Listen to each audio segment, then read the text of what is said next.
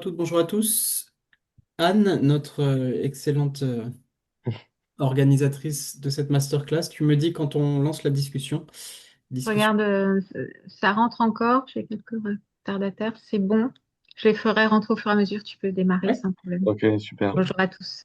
Eh ben, allez-y, merci. Allons-y plutôt. Merci à toutes et tous. Avant vos congés, avant de couper, voilà une masterclass très pertinente sur les métiers de la communication, sur les trajectoires et puis aussi sur ce qu'il se passe, les transformations à l'œuvre. Je pense particulièrement aux enjeux d'IA. Un mot hein, d'abord avant de donner la parole à notre grand témoin, Assel, que je te présente dans un instant. Vous le savez, ces masterclass organisé par les alumni du CELSA, donne la parole à des DRH, à des communicants, à des personnalités. On était le mois dernier avec le patron de l'INSEE, M. Tavernier, avec Sophie Quatrom, la grande DRH du groupe Caisse des dépôts, Bien, bien sûr.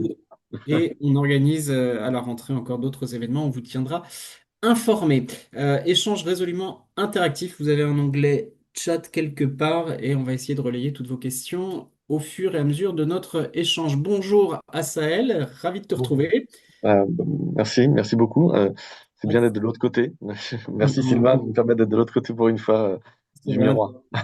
Alors, Assel, on ne te présente plus, mais un petit peu quand même. Assel Adari, tu es philosophe de formation, cofondateur et président du cabinet d'études Occurrence, président de l'association, notre association, CELSA Alumni Sorbonne Université, et également secrétaire général de Comment Communication et Entreprise. Et on te donne la parole aujourd'hui parce que tu écris, tu viens de sortir cet ouvrage de référence Communicator. C'est la 10e édition qui est dans toutes les librairies, qui est sortie au mois de juin. 10e édition avec un fort volet communication à l'ère de l'IA. Donc on va plus particulièrement s'intéresser à toutes les transformations portées par l'IA, comment ça marche dans votre quotidien, qu'est-ce que ça ouvre comme opportunité, quels freins aussi, quelles inquiétudes et comment les lever. On vous dit tout. On va parler aussi des trajectoires des communicants. C'est quoi un communicant? Aujourd'hui. On en parle ensemble. Assad, je te donne la parole en jeu de questions-réponses, Tout à fait. toi et moi, si tu veux bien. D'abord, cet ouvrage, Communicateur, qui fête ses 30 ans avec cette 10e édition. Qu'est-ce qui a changé depuis la 9e édition? Qu'est-ce qui a changé récemment, avant de parler plus Euh, spécifiquement de l'IA, depuis quelques temps, depuis quelques années en matière de communication?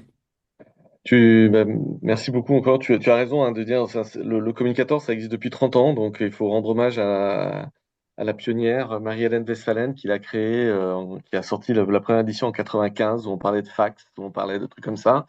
Euh, et donc, moi, je suis son co-auteur depuis l'édition 7, 8, 9, 10.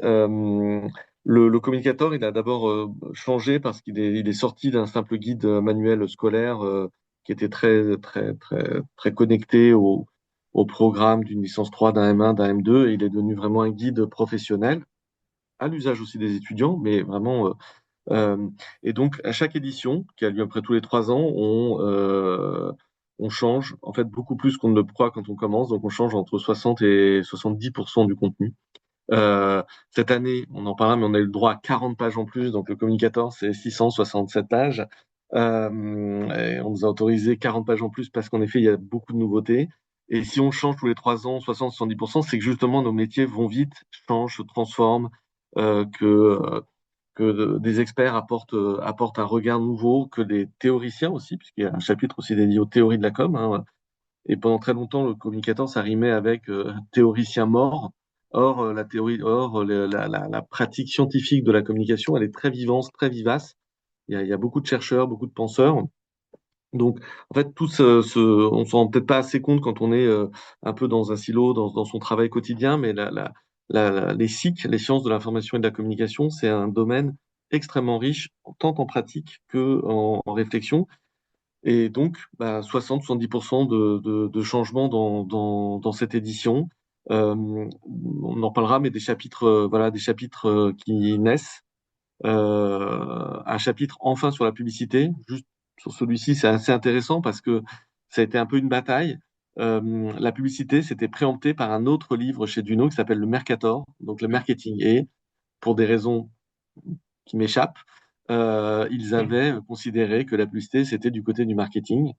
Et on n'avait donc pas le droit nous, communicants, d'avoir un chapitre dédié à la communication, y compris à la communication corporate, hein. Dans le chapitre, on parle justement de cette dimension très marque et puis de cette dimension très produit-vente. Et donc enfin, peut-être parce que c'était la 10e édition et que c'était l'anniversaire et qu'on a voulu nous faire plaisir, en tout cas, on a réussi à créer ce chapitre qu'on a fait, je le dis aussi parce que c'est un élément fort de cette édition, on l'a fait vraiment en osmose avec l'association des agences de conseil et de création, qui s'appelait avant des agences conseil en communication, la ACC, qui a beaucoup, beaucoup contribué à ce chapitre. Et c'est ça un peu la force aussi de ce livre, c'est qu'il est toujours hyper contemporain. C'est-à-dire qu'il est il est très connecté à ce qui se passe pour de vrai dans chacun des secteurs. Donc la pub, voilà, c'est un des nouveaux chapitres. 667 pages, tu le disais, édition Duno, et tu as deux co-auteurs que tu mentionnais, Oui. Hélène Isfalen qui était Et c'est là à une masse. l'origine, Mm. et Céline Masse. Toute la communication à l'ère de l'IA, c'est le focus de cette 10e Mm. édition. Alors pourquoi avoir mis l'IA au cœur de cette nouvelle édition? On le Bon. devine aisément, mais dis-nous en quoi ça transforme Ouais. la com, en quoi ça transforme aussi le métier des Alors, communicants. c'est un bon point, et oui, c'est le sous-titre de cette édition, l'IA, et on s'est posé la question et on s'est dit à la fin, on va pas en faire un chapitre, parce que justement, un chapitre, ça veut dire qu'il y a l'IA quelque part, et puis tout le reste, ça vivrait sans l'IA. Et donc là, l'IA, c'est un fil rouge, c'est un fil conducteur de cette édition. Donc on va le retrouver non pas dans un chapitre dédié, mais dans tous les chapitres, avec à chaque fois en se disant, et alors, so what? Qu'est-ce qui se passe? Qu'est-ce qui se passe en com interne, qu'est-ce qui se passe en pub, qu'est-ce qui se passe en influence, qu'est-ce qui se passe en com de crise, etc., etc.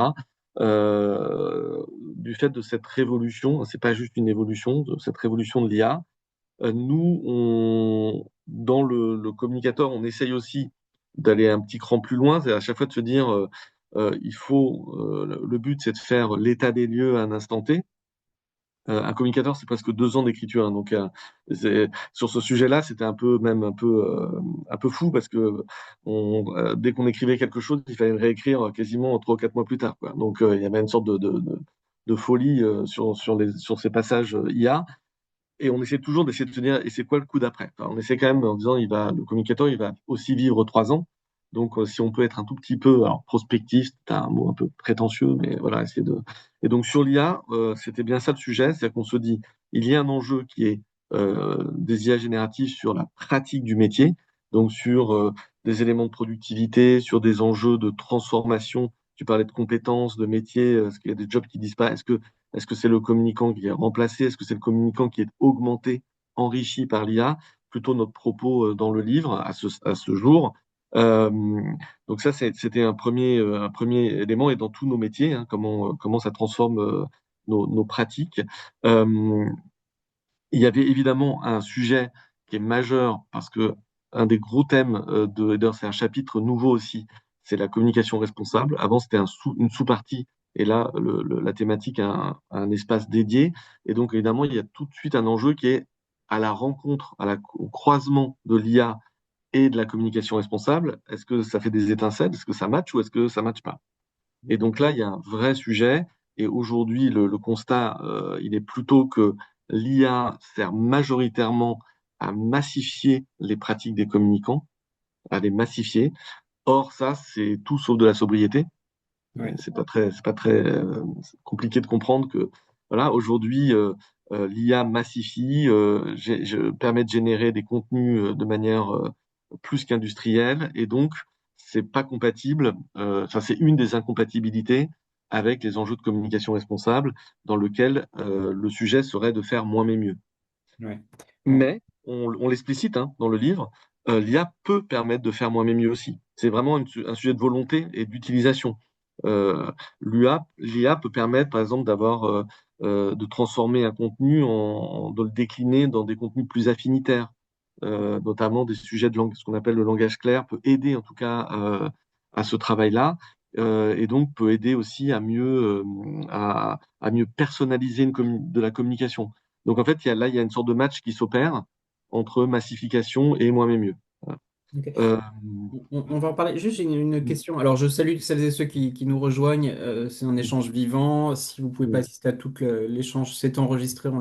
On le mettra en accès libre. Et je rappelle, hein, que vous pouvez poser toutes vos questions. Vous avez un onglet chat Allez-y. Juste une question enfin une remarque qu'on entend régulièrement. L'IA va pas nous remplacer, on ne sera pas remplacé par l'IA, mais par celles et ceux qui en maîtrisent Mhm. les usages. Tu es 100% d'accord? En tout cas, la notion de moi, j'ai ma petite punchline, c'est qu'il faut, ce que je dis aux communicants, c'est qu'il faut dompter le prompt. Il faut Ouais. dompter le prompt. Et en fait, si vous regardez ce que c'est qu'un prompt, bah en fait, c'est quelque chose qui ressemble assez furieusement à un bon brief. Mm. Et s'il y a bien une fonction qui devrait savoir briefer, c'est nous, quoi. Donner un contexte, donner deux objectifs, donner une sorte de persona, donner, etc., etc. S'il y a s'il y a un métier qui, je vais dire, by design, presque nativement, devrait savoir très très bien prompter, c'est plutôt le métier des communicants. Donc en fait, il n'y a aucune, enfin, je ne vois pas d'interdit pour que la fonction com soit pas très très fort dans ce sujet-là. Et en effet, ne pas le laisser, je vais dire, à nos amis de la tech ou de l'IT ou de la compliance, etc., etc. Je pense qu'on a vraiment un rôle fort à jouer. Et justement, c'est un point. Il y a deux autres éléments qu'on aborde dans le communicateur, un peu comme de manière un peu prospective. Il y a évidemment un énorme sujet qui est la valeur. Faut jamais oublier que le secteur, c'est pour ça que le secteur de la communication, c'est un secteur marchand, hein. Il y a des donneurs d'ordre, il y a des prestataires, il y a des freelances, il y a des écoles. Enfin voilà, il y a un sujet d'employabilité. Enfin, il y a on est un écosystème commercial, financier, etc., etc. Et l'IA vient quand même questionner un point fondamental qui est qui fabrique de la valeur et qui va payer pour cette valeur. Ouais. Donc là, les modèles économiques, nos modèles économiques sont quand même fortement challengés. Si on peut, si des étapes de productivité ne valent plus grand-chose, dans le sens on y passe très peu de temps et et est-ce que par exemple ça va être une opportunité? J'ai un peu peur que ça soit difficile, mais j'en rêverais que ce soit une opportunité pour revaloriser la valeur de l'idée, par exemple. Ouais. C'est-à-dire encore une fois, hein, qui va payer? Je vois des annonceurs qui commencent parfois à réinternaliser certaines tâches qu'elles confient à des agences ou à des indépendants, par exemple. Donc là, il y a quand même, c'est pour ça que je dis, pour l'instant, je crois à cette communicant augmenté, mais je vois quand même bien les risques de grignotage sur cet axe valeur qui est qui la paye et, et qui la produit. Voilà. Donc, voilà, ça, c'est un point qui est un vrai élément qui est vraiment devant nous. Ça rebat les cartes, je pense, des modèles économiques des structures. Il y a beaucoup de choses qui vont se jouer, qui sont en train de se jouer. Sarah nous pose... Oui, vas-y. Vas-y, vas-y, je t'en prie. Non, non. Sarah qui réagit à ce que tu dis. Est-ce qu'avec un bon prompt, on ne produit pas tout de même des contenus qui sont similaires, qui sont lissés, qui ont des codes créatifs qui fatiguent l'œil? Alors, Mhm. ouais, voilà, oui, En fait, il y a il un y a deux distinct. usages. Il y a des usages de l'IA qui sont vraiment sur la reproductibilité, hein. On fait aussi beaucoup de choses qui sont similaires, non pas copier-coller, mais qui sont similaires. Par exemple, il y a des newsletters qu'on peut tout à fait transformer en IA, parce que on n'est pas sur un contenu d'auteur, on n'est pas sur un contenu. Euh, Par exemple, moi, j'ai découvert il y a déjà un moment. Enfin pas le concept, la pratique du reverse prompting, par exemple. C'est-à-dire que vous prenez votre meilleur CP ou votre meilleur édito, votre meilleur contenu, celui que vous trouvez le, le- qui vous ressemble le plus, qui est le plus dans dans vos normes de production. Vous demandez, l'IA est une bonne camarade de jeu, donc c'est un bon sparring partner, c'est un bon. Donc vous lui demandez d'abord, vous lui mettez ce contenu-là, vous lui dites est-ce que tu peux le décrire? Donc l'IA va vous le décrire. Tu as fait un titre avec un point d'interrogation. Le premier chapitre est assez comme si, il est assez assertif. Là, tu as fait un peu d'humour, là, là, là, etc. Puis après, vous lui demandez bah, maintenant que tu l'as décrit, qu'est-ce qu'il aurait fallu que je te prompte pour que tu me produises ce document? L'IA va vous produire une sorte de modèle de prompt que vous pourrez réutiliser et qui sera dans votre style. Ouais. Voilà, en effet, en revanche, qui reproduira votre style. Euh, Si vous cherchez de l'aléa, si vous cherchez de l'unicité en permanence, ça va être moins l'enjeu de l'IA. Je l'ai fait apparaître, je pense. Voilà. En revanche, moi j'ai déjà dans des brainstorming utilisé l'IA qui a produit des idées que les autres n'ont pas trouvées en tout cas, qui ont été complémentaires. Donc l'IA n'est pas qu'une machine.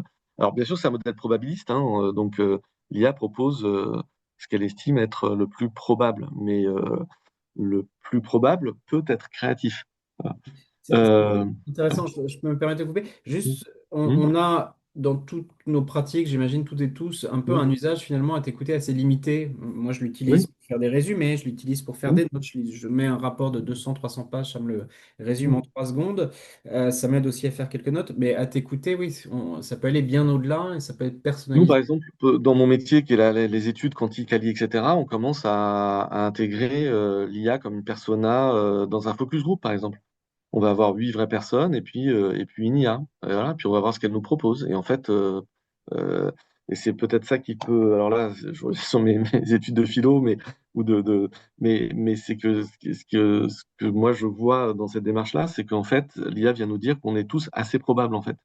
Euh, nous, on a fait des tests sur du Cali, qui est quand même dans des instituts d'études, on va dire une version très très noble. Voilà, on est vraiment sur de la recherche, de l'exploratoire.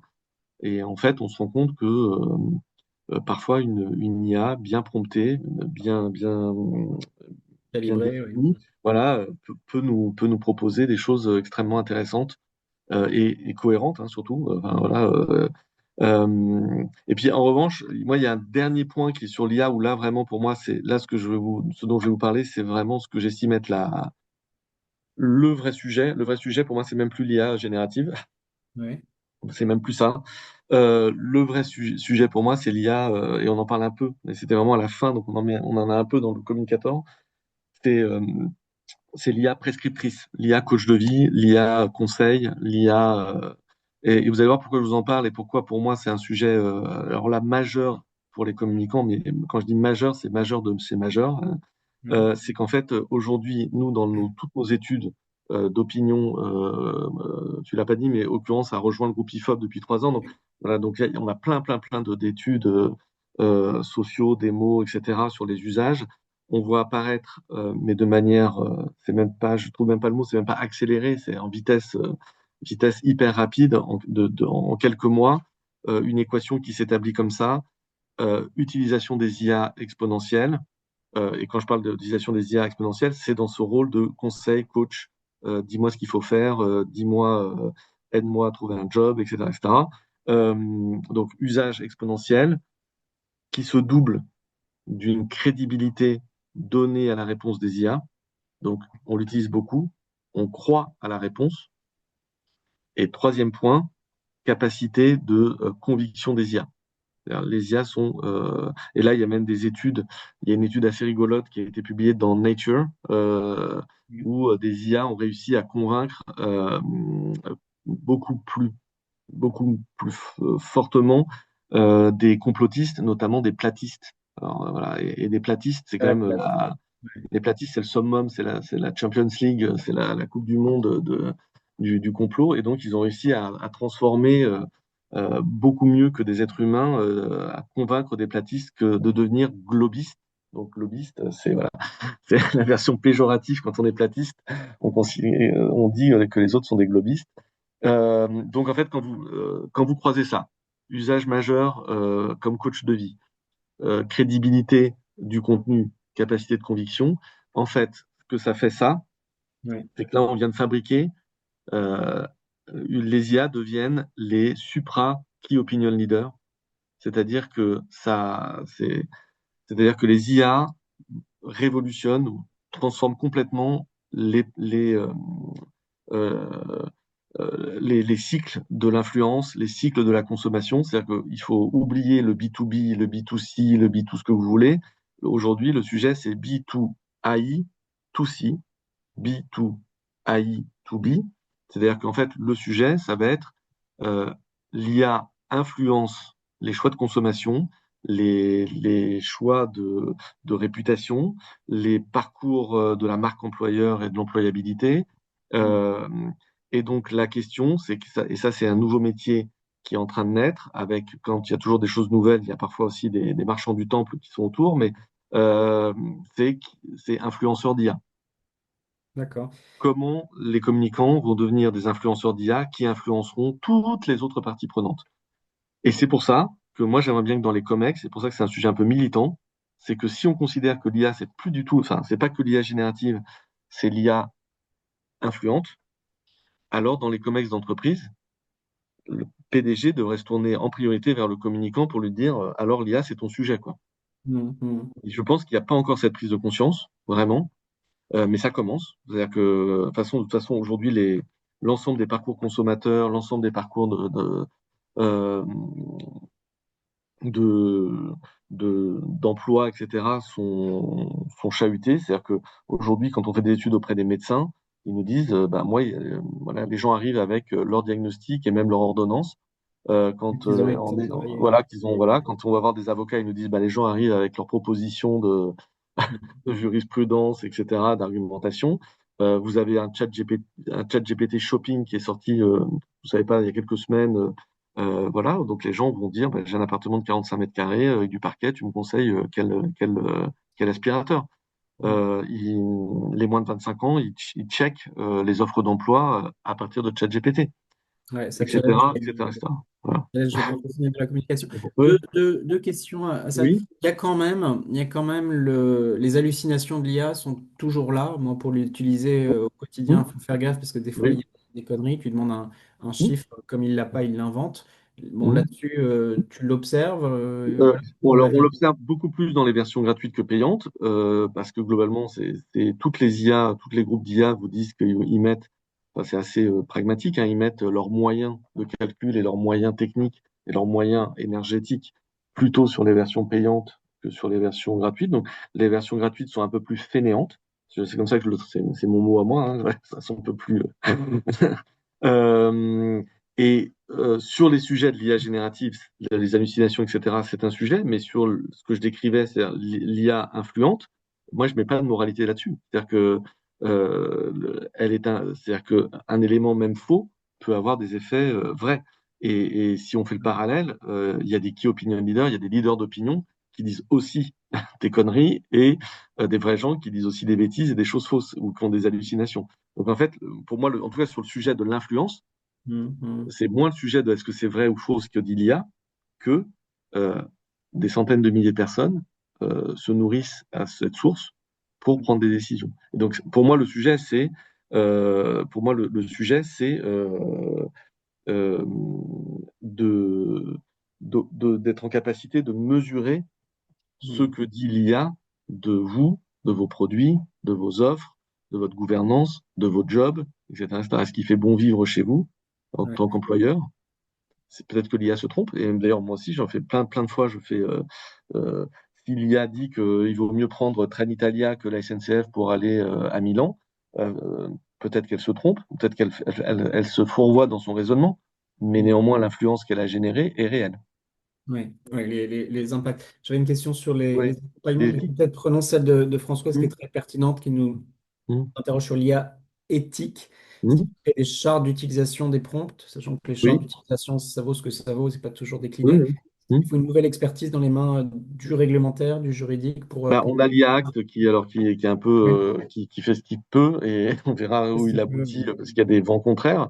De toute façon, de manière générale, on en parlera après, c'était sur la communication responsable, mais sur les enjeux de RSE, il y a des vents contraires majeurs. Mais il y a deux sujets sur l'éthique, hein. Il y a un sujet de euh, l'éthique de l'algorithme et l'éthique du contenu qui reste une boîte noire, mais une boîte noire comme l'algorithme je sais pas, de TikTok ou de l'algorithme d'Instagram, hein. Ça reste des éléments et toujours la même chose en communication. Nos sujets sont les effets. Donc en fait, le fait que quelque chose soit faux ou approximatif ou pas éthique, notre enjeu pour nous, c'est est-ce que ça produit des effets réels pour nos marques, nos entreprises, etc. Ce qui ne veut pas dire qu'il ne faut pas batailler sur la dimension éthique. Ensuite, il y a un sujet sur la dimension éthique des droits d'auteur, etc. Là, il y a aussi de la bataille.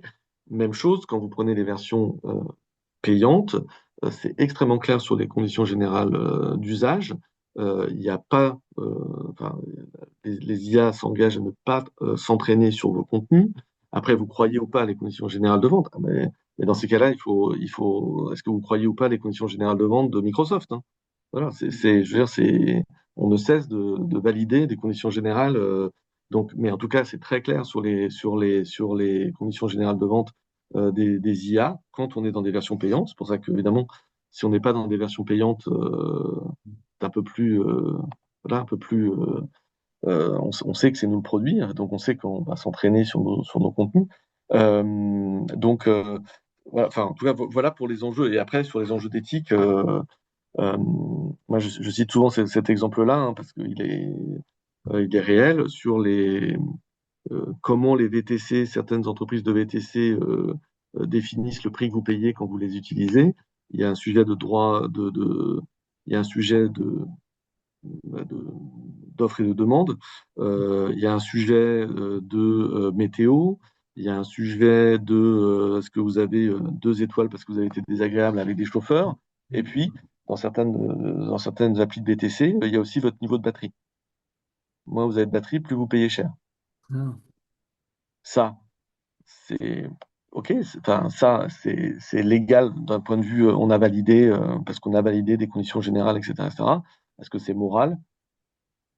Chacun se fera une opinion. Je trouve que c'est pas très moral, mais voilà, ça c'est, enfin, disons, on va, enfin, les IA aujourd'hui sont à peu près il y en a même dans votre, probablement dans votre lave-vaisselle, quoi. Donc en fait, il y en a à peu près partout qui prennent des mm. micro-décisions. Le sujet, ça va être j'en ai pas encore parlé, mais c'est évidemment les IA agentiques, celles qui vont faire des choses, voilà. Donc qui iront peut-être payer à votre place, choisir à votre place. Donc ça, Décharger l'agent, décharger l'employé, décharger voilà, la voilà, ligne, exactement. décharger de certaines missions Ouais. et de les faire de manière autonome. Ouais. Mm. Mm. Il y a une question, j'ai vu me passer, mais rapidement. Ouais. Samuel qui nous dit, est-ce que le rôle, tu parles des influenceurs d'IA, est-ce que Ouais. ça veut dire que les influenceurs d'IA doivent assumer alors les hallucinations, enfin Mm. assumer la responsabilité à la place de l'IA? Bah, en fait, les influenceurs d'IA, pour moi, c'est que là, nous, on commence à faire des POC, donc à l'échelle du groupe, etc., pour essayer de comprendre de l'extérieur. Parce Ouais. qu'aucune IA ne nous soulèvera le capot pour nous montrer exactement comment il résonne, Ok. évidemment. Mais donc, on essaye, nous, de l'extérieur, de commencer à comprendre le raisonnement des IA. Et je vous rappelle là aussi hein, que la majorité maintenant des IA, et notamment les versions payantes ou pas d'ailleurs, parfois, Perplexity ou d'autres, vous donnent les sources. Donc, on est aussi assez libre d'aller voir les sources utilisées par les IA. Mm. On sait que c'est pas la totalité du raisonnement ne se fonde pas que sur les sources qui sont montrées, mais en tout cas, un peu comme le petit pousset, les IA commencent à nous donner des petits cailloux pour remonter leur raisonnement. Et ça, c'est intéressant parce que nous, nos premiers constats, mais alors là, on est le 10 juillet, donc voilà, peut-être que le 23, je dirais autre chose, mais pour l'instant, à l'échelle de ce que je vois, et ce qu'on évoque aussi un peu dans le communicateur, c'est que les IA sourcent plutôt leur contenu et leur raisonnement sur des sources premium et qui font autorité. Donc pas D'accord. forcément sur du bruit de TikTokien, mais plutôt sur l'article du Monde, l'article du Financial Times, un site web, un rapport annuel, etc. Et ça aussi, je le livre à la communauté des communicants. Pour moi, si ça s'avère vrai, c'est une très, très, très, très, très, très bonne nouvelle pour nous, parce que Mm. ça veut dire que ce sont les sources premium, les sources sophistiquées, les sources qui vont nécessiter des bons vieux métiers comme des relations presse et certainement pas des tapis de bombes tout pourris de contenu. Et là, pareil, il y a un peu des marchands du temple qui commencent c'est pour ça que je disais tout à l'heure, qui essaient de vendre un peu comme des alchimistes qui auraient trouvé la pierre philosophale en disant je sais comment on influence les IA, il faut faire plein de contenu, un peu dans la méthode SEO de Google, voilà, un peu en Ouais. reproduisant la méthode SEO de Google. Or là, le LLMO, comme on dit, il y a plein de mots maintenant qui sortent pour sincèrement, enfin, s'il y a quelqu'un là qui nous écoute, qui sait comment ça marche, je suis très preneur. Moi, en tout cas, je sais que je ne sais pas, mais par Mm. contre, je sais qu'on peut commencer à au moins évaluer. Mon métier, c'est d'évaluer. Moi, je ne sais pas encore comment on influence une IA, mais je sais pas non plus le rythme, par exemple, de mise à jour. Enfin, mais ce que je sais, c'est qu'on peut mesurer l'état euh, on pourrait appeler ça une empreinte IA d'une marque, ou Ouais. d'une gouvernance ou d'un produit, et on commence, comme le petit pousset, à faire des petits chemins de cailloux, euh, et, voilà, et que ça renvoie plutôt à un truc positif pour nous, enfin, pour les métiers de la com. Ouais. Est-ce que, on va élargir, là je vois qu'il est déjà Mm, 12h35, mm, continuez à poser vos questions, elles sont vraiment très pertinentes dans le chat. Comment on forme les équipes? Comment on se forme? On y mm. contribue à notre modeste échelle Ouais, ouais, ouais, avec ouais, cet ouais. échange. Mais est-ce que les enjeux de formation sont adaptés? Tu le dis, hein, on aurait eu Mm, cet échange même il y a 6 mois, on ne serait pas mm, encore sur ces sujets-là. Enfin, en mm, tout cas en partie. Il faut mm. former, il faut accompagner, il faut... Voilà, Ouais, comment on accompagne oui, les équipes. il faut un peu il faut former, accompagner, il faut. Moi, j'aime bien citer Marie Curie, je la cite souvent sur ce sujet-là. Elle disait rien n'est à craindre, tout est à comprendre. Je pense qu'il faut donc un peu faire baisser aussi la peur. La peur est pas très bonne conseillère. Je pense qu'il faut mieux. Enfin, la peur n'empêche pas le danger. Enfin, on peut faire plein de phrases comme ça. Et Ouais, donc, faut plutôt être dans la locomotive. Hein, moi qui parfois peux avoir peur en avion, par exemple, je sais que quand j'ai eu la chance de pouvoir être une fois ou deux dans le cockpit, ça me fait baisser pas mal ma peur, par exemple, parce que je vois ce qui se passe. Donc je pense qu'il vaut mieux, si on a peur de l'IA, il vaut mieux être dans le cockpit et essayer de regarder comment on peut prendre. Alors on pourra pas prendre les manettes, hein, c'est faux qu'on puisse faire atterrir un avion, ouais, etc. Quand on n'est pas pilote, mais comme on endort. Mais, mais, euh, mais je pense que c'est faire baisser la peur, partir des processus, enfin, pas se former forcément aux outils dans l'absolu, mais, mais regarder ce qu'on fait au quotidien, son processus de travail, hein, qu'est-ce qui est récurrent, etc., etc. Qu'est-ce que parfois j'ai à faire que je sais pas trop faire parce que je le fais une fois de temps en temps. Donc des actions très pérennes et récurrentes, puis des actions très très uniques, et puis d'essayer vraiment de se former aux outils dans ce cadre de son travail, de son process, parce que tout de suite, ouais, ouais. en fait, le sujet c'est de sortir de l'IA récréative pour en faire une routine, pour en faire une nouvelle gymnastique, une hygiène de travail. Voilà. Et là, d'un seul coup, on en voit les bénéfices. Voilà. Les hygiènes Euh, au quotidien. J'ai fait un colloque récemment avec la DSI de la Banque de France. Je lui oui, posais cette question. Elle disait il faut monter dans le train du changement, mais si possible, oui. s'installer dans la locomotive, à côté Bah, du alors, c'est conducteur. marrant, bah, tu vois, j'ai dit ça en permanence pour les communicants en disant, on reste pas sur le quai de gare, ça, s'il vous Oui, plaît, quoi. On voilà. va pas se, parfois, on l'a un peu fait sur la data, on l'a un peu fait sur plein de trucs. Là, on reste pas sur le quai de gare, surtout pas. On monte dans le train et en effet, on monte les wagons et si possible, on s'installe en effet, À côté allez, du comme conducteur. copilote, si ce n'est, Ouais. mais encore une fois, voilà. Après, Mm, il y a deux mm, questions très bonnes. mm. La vision de ce que serait cette fonction d'influenceur Mm. d'IA, finalement, c'est un Ouais. nouveau métier. Enfin, ce serait quoi sa Bah, composante? Ce en serait un fait, communicant à la base? Ce serait aussi un oui, SI? Ce serait... ouais, et ben enfin pour moi évidemment, comme je milite pour la fonction com, ce serait vraiment un communicant parce que je pense que c'est comme ça qu'on l'influence, mais toujours pareil, plutôt chef de bande, animateur, Ouais, donc qui aurait évidemment comme toujours une part de diagnostic, c'est-à-dire vraiment cette veille en essayant de comprendre que tout part de l'objectivation. Hein. ouais, Évidemment c'est mon prisme professionnel, mais je pense qu'on ne peut pas on ne peut pas bien manager, on ne peut pas bien influencer quelque chose qu'on n'a pas bien pesé, délimité, diagnostiqué, décrypté. Donc, compris. il Ouais, aurait ce rôle de décryptage en permanence, puis ensuite d'animateur, c'est-à-dire en se disant, tiens, évidemment, tiens, on a vu qu'il y a des RP, c'était important. Tiens, on a vu que quand même, il y a un bot d'IA qui passe sur nos sites web. Ce serait peut-être quand même pas mal. Moi, j'ai entendu des SI, par exemple, se féliciter ouais, d'avoir bloqué les bots, donc les screeners des IA. Donc, c'est un peu comme si je voulais t'influencer, mais que je te parle jamais, jamais, jamais, quoi. Je vais avoir ouais. un peu de mal, quoi. Donc, donc c'est quelqu'un qui animerait cette bande dans laquelle il y aurait de l'IT, il y aurait de la compliance, bien sûr, mais il y aurait surtout tous les métiers, les bons vieux métiers de la communication, si j'ose dire, euh, et qui serait vraiment. Donc là, on est dans la R&D, hein, c'est-à-dire qu'on va apprendre, et puis les IA aussi changent leurs règles du jeu. Hein. Pour l'instant, Sam Altman sur ChatGPT a dit qu'il ne voulait pas de SEO, il ne voulait pas qu'on puisse influencer le contenu, enfin influencer dans le sens de manière très technique, volontariste, voilà. Par contre, il exclut pas, par exemple, qu'il y ait des bandeaux publicitaires ou de vendre des liens sortants, par exemple. Ouais. Donc, ce qu'on pourrait appeler du SIA. Donc, ben, l'influenceur d'IA aurait aussi petit à petit cette compétence-là, quoi. D'accord.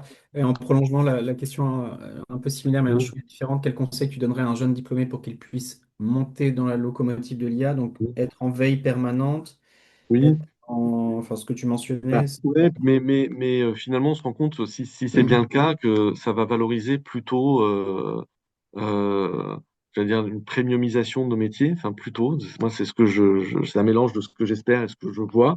ouais, Donc, Donc on en revient toujours un peu à ces fondamentaux de capacité de conseil, de capacité de décryptage, de compréhension des enjeux, être en veille aussi sur tous ces enjeux d'opinion, Ouais. donc être un peu une vigie, enfin vraiment, je pense vraiment que nos métiers peuvent être pas mal revalorisés, voilà, finalement grâce à l'IA. Midi 40, une quinzaine de minutes, ça passe vraiment très vite. Continuez à poser vos questions. Tu insistes dans ton ouvrage, si on poursuit la Mhm, discussion sur la mhm, RSE, tu l'as évoqué oui, en substance mhm, en au début. C'est mhm, une place centrale dans ton bouquin, enfin dans le mhm, bouquin que tu oui. coécris. Qu'est-ce que tu peux nous en dire Ben, en le, 2025? le, le, donc, la communication responsable, c'est un concept qui en fait est apparu il y a très longtemps et puis qui, comme d'autres sujets, a des moments d'hiver, de printemps, d'été, enfin voilà. Et donc on a connu un vrai printemps de la communication responsable depuis 5 ans. L'ADEME a beaucoup produit aussi.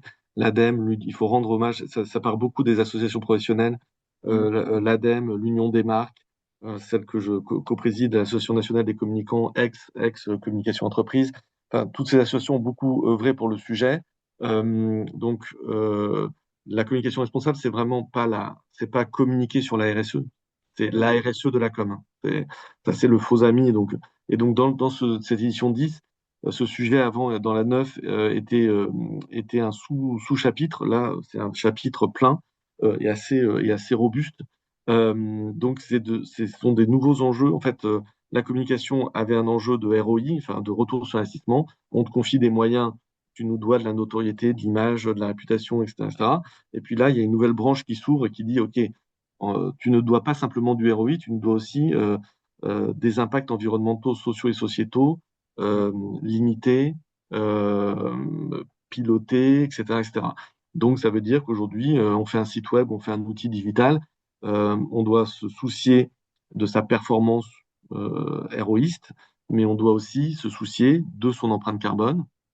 On doit aussi se soucier de son accessibilité, etc., etc. Et ça, vous le multipliez sur tous les métiers, l'événementiel, la publicité. C'est quoi de la publicité à impact positif? Hein. On a quelques exemples dans le communicator. C'est quoi de l'événementiel responsable? C'est ça. C'est quoi de le champ de la vidéo, la production audiovisuelle responsable? Il y a, et en fait, ce métier-là, en 3 4 ans, là aussi, ça a été, on est vraiment passé de bonnes intentions à vraiment à un établi totalement rempli d'outils. C'est-à-dire que là, aujourd'hui, quelqu'un nous dit qu'il veut faire de la communication responsable et qu'il ne peut pas, c'est vraiment qu'il ment. C'est-à-dire que là, si on veut, on peut. Donc c'est bien parce que ça renvoie à la fonction com dans ses cordes en mode, c'est un sujet de volonté. Si tu veux, tu as tous les outils sur la table. Mm. Ça- Voilà. Mm. C'est-à-dire que on parle souvent du greenwashing, Mm. le fait de ne Oui, pas être authentique. Aujourd'hui, oui, celui qui ferait du greenwashing se bah, ferait à la fois repérer tout de suite et aurait oui, aucune excuse. Enfin, oui. Alors le greenwashing, c'est un très bon cas parce que voilà, est-ce que la com doit être la grande machine à laver de son entreprise ou de son organisation? Évidemment non. Euh, donc on pouvait dire avant que ce concept n'était pas forcément, enfin on pouvait avoir des excuses, des il n'y alibis avait qui pas n'étaient les pas suffisamment outils. clairs, voilà. On n'avait pas les outils. Aujourd'hui, vous avez le green anti-greenwashing de l'ADEME, vous avez le guide anti-communication sexiste de communication de l'Association nationale des communicants, vous avez l'autre cercle aussi sur des sujets LGBTQIA+. Vous avez plein d'outils sur la table. Vous avez aussi de la jurisprudence, hein, vous avez l'ARPP qui produit beaucoup. Donc on peut voir, parce que parfois le washing se sophistique, hein, il y a des versions plus sophistiquées du washing, évidemment. Mais aujourd'hui, on a le jury de déontologie publicitaire de l'ARPP. Donc on a plein de cas. Donc tout ça, c'est sur la table, tout ça, c'est très transparent. Vous avez plein de guides de l'Union des marques. Vraiment, je rends hommage à quelqu'un qui s'appelle Sophie Roussen à l'Union des marques, qui a fait un travail colossal. Et c'est des guides où il faut pas, on peut les télécharger, ils sont gratuits. La ACC a fait une calculette carbone gratuite en format Excel. Enfin, voilà, quelqu'un qui me dirait non, mais soit ça coûte cher, soit c'est pas possible. Là, c'est vraiment, ce serait de la mauvaise foi. Donc c'est sur la table, il n'y a plus qu'à faire et on y va étape par étape, hein. Je sais pas, par exemple, dans vos organisations, commencez par vous attaquer aux goodies, par exemple. Ouais. Voilà, c'est un combat qui peut être assez bien circonscrit. Il y a un début, un milieu, une fin. Enfin, on voit et on peut comme ça avancer. On va peut-être pas se lancer dans la refonte de tous les outils digitaux, c'est compliqué. Mais voilà, allez-y vraiment. Ce que je constate, c'est pour ça que je parlais d'hibernation, ça c'est le point un peu négatif, mais surtout les sujets RSE que je suis de très près depuis en effet janvier, depuis début 2025, on sent quand même le froid polaire qui arrive. Donc peut-être qu'on va faire hibernatus, vous ressortirez de la glace dans 20 ans, mais on sent quand même que les sujets de D&I, d'environnement, etc., ça prend Ouais. cher, si vous me permettez l'expression. Et que quand même sur un sujet comme cela, malheureusement, quand on me dit, même des entreprises qui sont très engagées, me disent, bon, on fait une petite pause, hein, on fait une petite pause. Sur des sujets comme ça, faire une pause, c'est reculer. En fait, voilà, C'est c'est des quoi? Parce sujets, qu'il il y y a a plus des, c'est plus la priorité, parce que prétendument ça coûte très cher, il faut arbitrer, ou est-ce que voilà, il y a des c'est bien? arbitrages, il y a des arbitrages, il y a des pressions quand on est exposé au marché évidemment US, américain, il y a des enjeux, il y a aussi des enjeux, et il faut se le dire aussi, en tout cas moi qui suis beaucoup de l'opinion en France, on a une opinion donc qui n'est pas du tout une génération Greta, hein. Faut avoir bien ça en tête, hein. Donc il y a aussi des entreprises qui disent ok, j'ai tenté, j'ai fait, le consommateur slash citoyen est pas au rendez-vous. Voilà, j'ai peut-être pas encore. Moi, c'est ce que j'appelle il y a une grande RSE lassitude ou une RSE fatigue en fait. Oui. Mhm. Alors, ouais, le RSE lassitude, c'est embêtant, mais voilà, faut pas Mhm. lâcher le truc. Mhm. Françoise dit, n'est-ce pas dû à une crise dans les récits liés à la RSE aussi? Oui, bonne question. Est-ce qu'il n'y a pas un Oui. imaginaire à repenser, à Alors, réadapter? le sujet des imaginaires, c'est une des raisons pour lesquelles le chapitre comme responsable a gonflé, parce que c'est vraiment c'est ce sujet-là. Euh, on est bien, enfin, si on a une responsabilité, nous les communicants, c'est bien la fabrication des imaginaires, même s'il faut se le dire par rapport aux années, je sais pas, 80, 90, où la pub vraiment façonnait les Ouais. imaginaires de société. Aujourd'hui, une série Netflix, elle a aussi une responsabilité dans les imaginaires d'une société et même à l'échelle mondiale. Donc, on n'est pas les seuls à fabriquer des imaginaires, mais oui, notre sujet des... Et moi, par exemple, je rêverais de voir des publicitaires ou ce qui se fait de mieux en fabrication d'imaginaire dans prendre à bras le corps des sujets difficiles, parce que pour moi, mon sujet, c'est comment est-ce qu'on rend désirable un récit pleinement responsable. Et c'est pas simple, hein. Si vous prenez par exemple le prophète Jean Covici et que vous commencez à lister tout ce qu'il propose, par exemple, comment est-ce qu'on rend désirable le fait de se dire que dans sa vie, on n'aura peut-être que le droit à 4 vols, peut-être, il dit pas 4 vols, peut-être 4 allers-retours dans sa vie en vol d'avion, en aérien, quoi. Ouais. Comment est-ce qu'on rend désirable ça? Et pas contraignant, voilà. Ouais. Et donc, en effet, les marques, il y a une campagne qu'on cite dans le communicateur qui a reçu un prix, on se remet beaucoup de prix en com, mais donc qui a reçu le prix de la publicité à impact positif, qui est une publicité pour une Renault Capture hybride, voilà, un véhicule. Et en gros, toute la publicité dit, en gros, c'est bien d'avoir une voiture, mais ne l'utilisez pas tout le temps. Et en fait, toute la publicité, c'est qu'on voit des gens qui finalement prennent leur vélo, marchent à pied, etc., etc. Et donc, donc cette publicité, elle a reçu un prix on va dire, de communication responsable. Et c'est aussi une campagne qui a été extrêmement critiquée, par exemple, en disant que c'était du washing.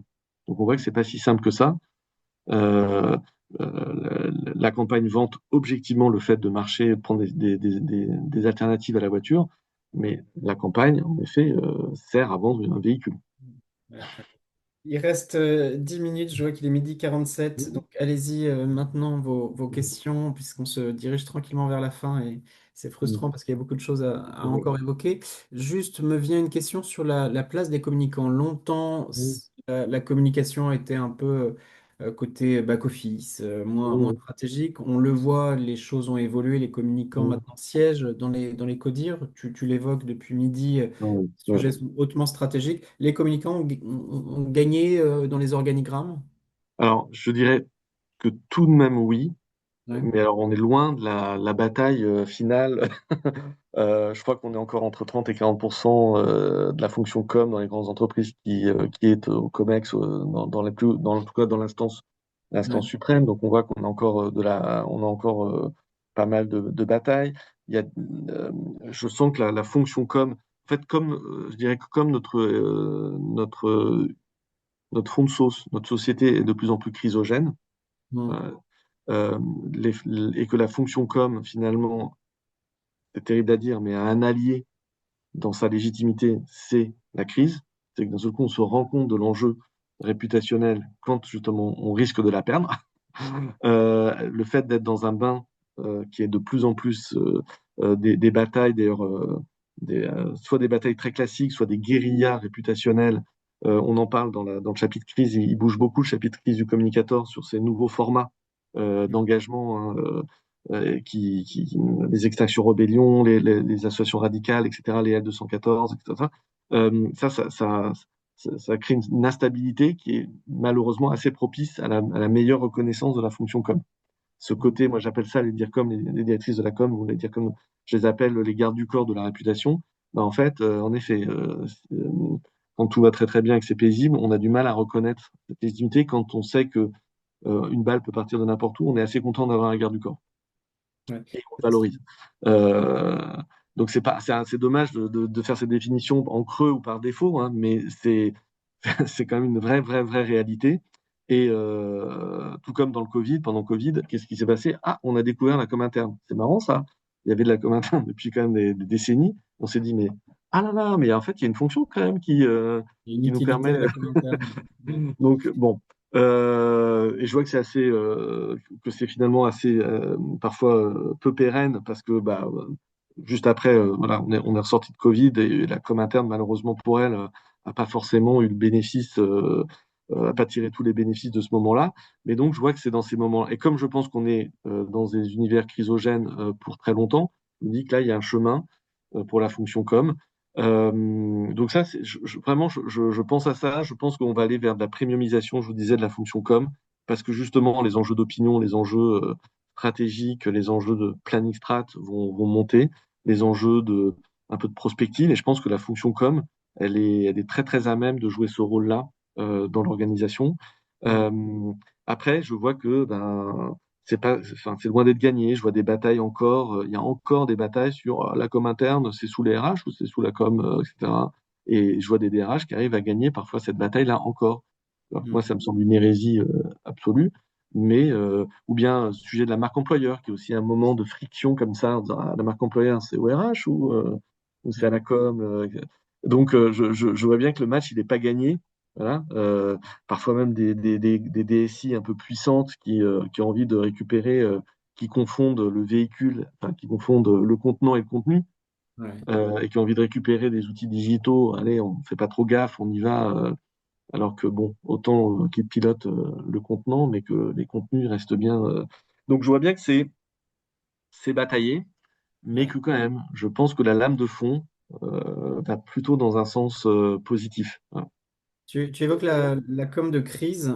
Est-ce Mhm. que ces codes, ces usages ont changé? Alors évidemment, les réseaux sociaux, etc., on ne leur fait pas, mais aussi l'IA, ça va à Oui, toute allure. La oui. com de crise, pour celles et ceux qui nous regardent, c'est à la fois pertinent, percutant, source de trajectoires riches, mais c'est aussi des nouveaux codes. Oui, c'est un chapitre qui a beaucoup évolué. Et d'ailleurs, c'est un chapitre qui est intéressant parce qu'on retrouve dans le communicateur, il y a 80, il y a 80 cas d'école, hein.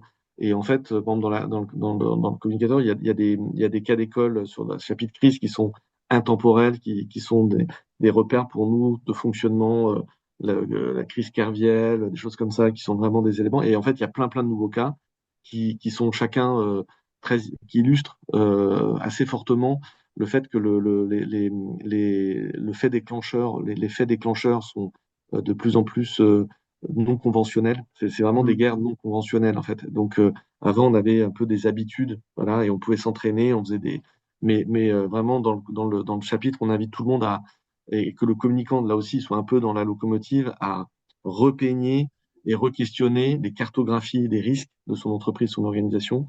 Ouais. Euh, je pense que ça, je pense que c'est quelque chose qu'il faut faire là vraiment constamment et avec vraiment des chakras très très ouverts parce que Ouais. les formats de crise avec, donc encore une fois, dans un environnement plus radical, plus avec des sensibilités, avec des groupes constitués qui peuvent avoir des impacts assez forts. Euh, je vous parlais de tous ces formats d'activisme social Ouais. d'un nouveau genre, qui d'ailleurs sont des très bons communicants aussi au demeurant. Donc, en plus, on a face à nous potentiellement des gens qui savent très très bien communiquer.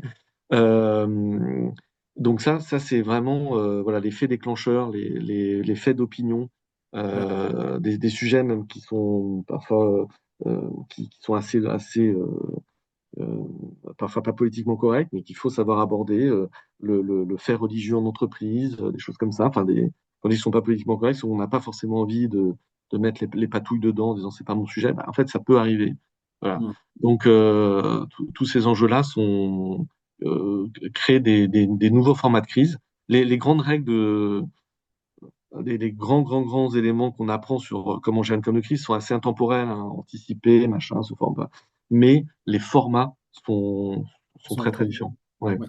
Une question pertinente sur l'IA. Le Mhm. rôle de l'IA dans la com de crise, c'est Mhm. un appui. Il faut voir aussi ce que peut Bah, véhiculer. justement, alors c'est vraiment, on est enfin en plein dans le sujet. Le truc peut Ouais. être le poison et le remède, hein, c'est-à-dire qu'on voit des crises générées par de l'IA ou massifiées par de l'IA. C'est-à-dire que Ouais. c'est ça qui est compliqué, c'est que l'IA, tu sais, la fameuse phrase, est-ce qu'on peut tromper une fois 1000 personnes, 10 000 personnes, 10 000 fois, machin, etc. Bah, en fait, jusqu'à présent, on se disait, allez, la masse est du côté du vrai ou du côté du juste, etc. Là, l'IA permet en tout cas de massifier du faux. Voilà. L'IA permet de rendre assez véridique du faux, de la deepfake, du son, de l'image, etc., etc., etc. Mais je vois de plus en plus aussi d'organisations qui s'entraînent, qui utilisent l'IA de l'autre côté aussi dans leurs exercices. Ça permet parfois d'aller aussi de gagner du temps, d'arriver à produire plus vite aussi des éléments de contenu. Donc mais quand même globalement, oui, l'IA est un facteur qui pour moi est un facteur aggravant et voilà qui risque encore une fois d'amplification des crises. Mais par exemple, on a un petit dans le communicateur, on traite aussi un petit cas, vous voyez, les fameuses punaises de lit, par exemple, comme de crise à l'échelle voilà, C'était un d'un sujet pays. médiatique, oui, oui. Voilà, voilà, où on voit que là, derrière, il y a eu de l'ingérence de puissances étrangères, par exemple. Oui, donc Ouais. voilà, je sais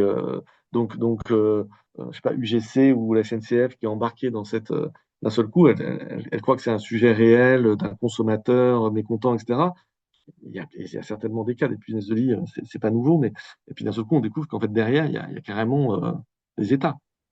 Ah oui. Donc voilà, euh, donc voilà, la com de crise prend des formats et des tournures.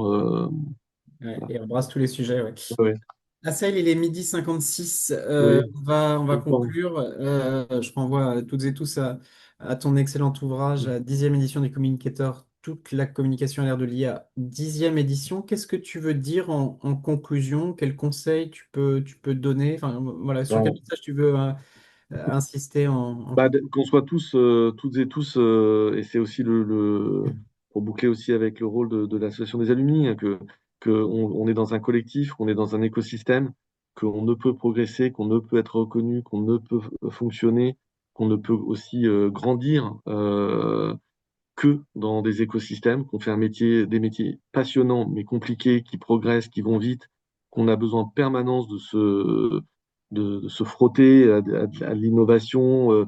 Quand on est dans un collectif, ben, on a moins peur aussi, on a moins peur d'aller vers quelque chose. Si on est seul, isolé, euh, d'abord, ben, on voit moins, on voit moins de choses, hein. Quand on a l'association, c'est plusieurs milliers d'adhérents, donc ça veut dire des dizaines de milliers d'yeux, d'oreilles qui écoutent, qui regardent, qui identifient des choses. C'est aussi des gens qui vont tester, qui vont pouvoir nous dire j'y suis allé, c'est pas Ouais, mal.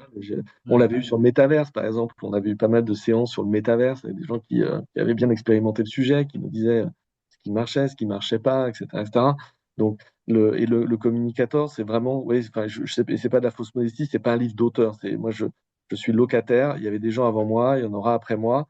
C'est pas, j'écris d'autres bouquins où je mets plus de personnel, mais là, l'idée, c'est plutôt de rassembler. C'est vraiment la définition même, d'ailleurs, l'étymologie de communication, hein, communicare, mettre ensemble, rassembler. Le communicateur, c'est vraiment un livre pour essayer de faire l'état des lieux. D'ailleurs, on n'en a pas parlé, mais pour toi, c'est un sujet, j'aurais dû en parler, Sylvain, parce qu'il y a une autre, un peu une nouveauté, fil rouge, c'est qu'on met beaucoup plus de com public dans le communicateur. Il y en a partout. Maintenant, il y en a dans tous les chapitres. Mais c'est pareil, on n'a pas voulu faire un chapitre dédié parce qu'on s'est dit, non, mais bien sûr qu'il y a des singularités, mais on peut plutôt, c'est quoi de la pub dans le monde public, c'est quoi de la com interne dans le monde public. Donc, il y a le SIG, par exemple, Michael Nathan, qui intervient à 2 reprises dans le communicateur, notamment sur la crise, pour nous parler un peu bah, c'est quoi la doctrine, la doxa de la com de crise du service d'information du gouvernement. Enfin, non, franchement, c'est 2 interventions super intéressantes de Michael Nathan. Et c'est pour ça que vraiment cette idée de mettre ensemble, pour moi, association des alumni, communicateurs, un peu même combat, c'est vraiment un sujet de se rassembler pour peser, mais aussi pour que chacun se sente dans un espace de confiance, hein, on dirait une safe zone, une safe Ouais. zone, et puis faire plus, avec plus de sérénité. On est dans des univers qui sont parfois bataillés, qui sont parfois pas hyper, je dirais, parfois même toxiques ou parfois un peu compliqués. La sauce, un peu comme le communicateur, c'est un peu la même chose, c'est de se dire, OK, là, j'ai une sorte de source et de bain dans lequel, Ouais. OK, je peux dire que je sais pas quelque chose. Voilà.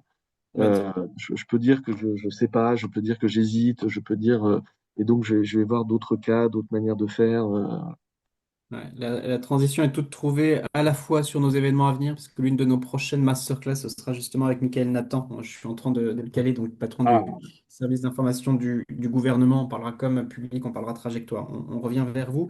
Et puis évidemment, j'insiste, tu as raison, Assaël, hein, l'association organise des ateliers comme aujourd'hui en distanciel, mais aussi en présentiel. On a grand plaisir à se retrouver, à challenger. venez, venez, venez, vraiment, venez. C'est vraiment Et on se on donne est des tous conseils bénévoles, on est aussi tous sur. bénévoles, et vraiment, plus vous venez, plus on est content d'être bénévole. C'est l'occasion d'échanger sur nos trajectoires pro, Ouais, enfin, dans un parcours professionnel. Ils sont faits aujourd'hui de rupture aussi, ouais, tu as raison. d'évolution, de se Mm. re-questionner. Donc l'association est Mm. là pour ça, est là pour vous. Merci infiniment, il est 13h tout pile. Communicateur, 10e édition, toute la communication à l'ère de l'IA que tu écris avec Céline Mass et Marie-Hélène Westphalen. C'est aux éditions Duno. Merci d'avoir été nombreuses, nombreux. Si vous avez pris en route ce sera en ligne, on va mettre le replay en accès libre et puis les alumni, les administrateurs, toute l'association est là pour vous toutes, vous tous. Merci. Allez, à toi le mot de la fin, Sahel. Bon été. Voilà. Alors le communicateur, si vous l'avez, c'est pas forcément le livre que je conseille l'été, hein. C'est-à-dire que vous aurez vous 67 aurez, pages, c'est trop lourd ouais, dans la voilà, valise. voilà. Pour la plage, je pense qu'il y a mieux à lire, sincèrement. Et puis une pénalité de surcharge de bagages si vous le prenez en avion, ce qui fait 1,4 kg. Donc, mais voilà, donc lisez autre chose cet été, sincèrement. Et le communicateur, ça se picore et voilà, ça se snack. Voilà. Snackez bien. Merci à toutes et à Merci à vous. tous. Salut. Merci encore à celle pour ta Bye bye. disponibilité. À très vite. Bon Au été, revoir. salut. Au revoir.